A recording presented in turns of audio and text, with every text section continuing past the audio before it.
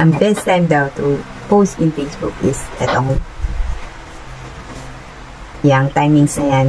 Guys, take note of that. And para pag-post kayo ng ganyang oras, syempre, kailangan marunong kayo ng scheduling. So, napakadali lang mag-schedule ng post at ituturo ko sa inyo ngayon. Ito lang, guys. Ayan guys, punta lang kayo sa inyong professional dashboard at piliin nyo yung post management. And pag-click nyo dyan, create post.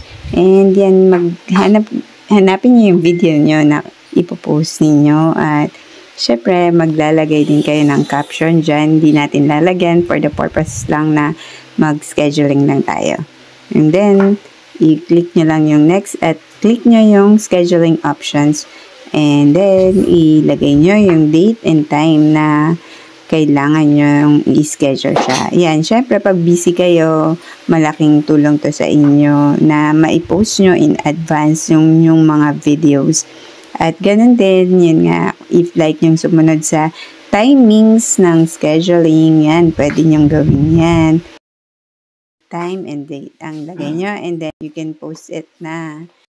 Ayan guys, I hope tututunan nyo kung paano mag-schedule ng post at ganun din ay kailangan nyong mag-engage before and after kayo mag-post para yung mga na-engage nyo ay babalik din sa inyo kagad. Yun lang guys, kasi mag-a-appear kayo sa kanilang timeline kapag na-engage nyo sila. Yun lang yun. Kaya nga kailangan active and leisure ka para mabalikan ka ng iyong mga followers.